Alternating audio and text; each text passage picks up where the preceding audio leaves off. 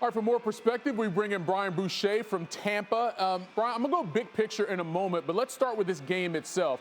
Colorado falls behind 1-0. They score 2 straight goals to win it 2-1. How are they able to steal the momentum from the Lightning on their home ice? Well, they just stayed with it, to be honest with you. Nathan MacKinnon, who had been really snake-bitten all series, had several opportunities in the first period, didn't convert. And in the second period, he finally was able to get on the scoreboard. An important goal for him. It was the first time that he had scored in this series with his stick. His other goal that he scored was off his skate, and you could sense the frustration was mounting for him, but he stayed with it.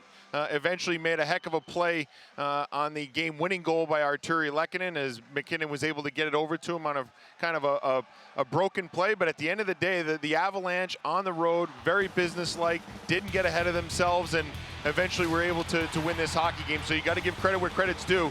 Not the start they wanted, didn't get flustered, stayed right with it.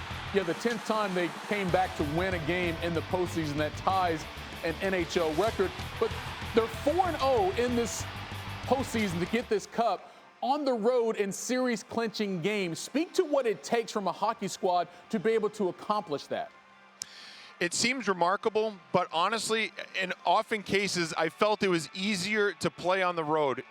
Way less just distractions.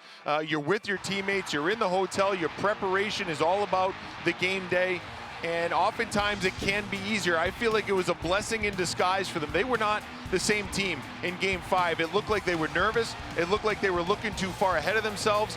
But tonight, the recipe for success was to come to Tampa Bay, play a road game, and play it the way they did. And they fell behind, stayed with it, were able to get the job done. 4-0 in clinching scenarios on the road is remarkable, but trust me, it can be a tad easier. Yeah, their first title in 21 years, and they got Makar, the MVP, MacKinnon, we mentioned. They could be set up for a nice little run. Similar to what we saw from the Lightning, had a chance once again to claim the cup. They needed a huge effort, obviously, in this Game 6 and try to go back to Game 7 there in Denver. But from an overall standpoint, the guts and the grit that this team showed, because a lot of people, when this postseason started, didn't think they would get back to the Stanley Cup Final, but here they were. What do you assess in terms of how this season played out for the Lightning?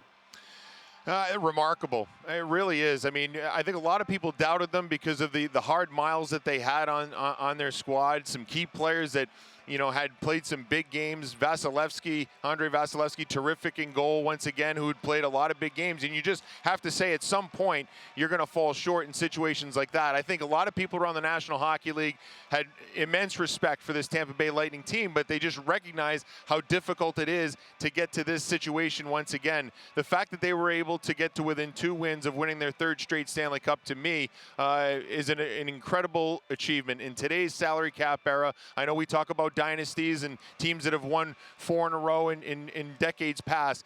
To me, to win 2 in a row and compete for a 3rd one here this year, they're right up there with some of the great NHL teams we've seen in NHL history because of how difficult it is to keep a group together considering the salary cap. So a fantastic year for Tampa Bay. They gave it all they could. In the end, they fell a little bit short to a terrific team in Colorado. And that's the part, a terrific team in Colorado. No reason to hang your heads, even for the 2-time defending Stanley Cup champion Tampa Bay Lightning. Brian Boucher there in Tampa. Appreciate the time. All right. Thanks for watching ESPN on YouTube. For live streaming sports and premium content, subscribe to ESPN+.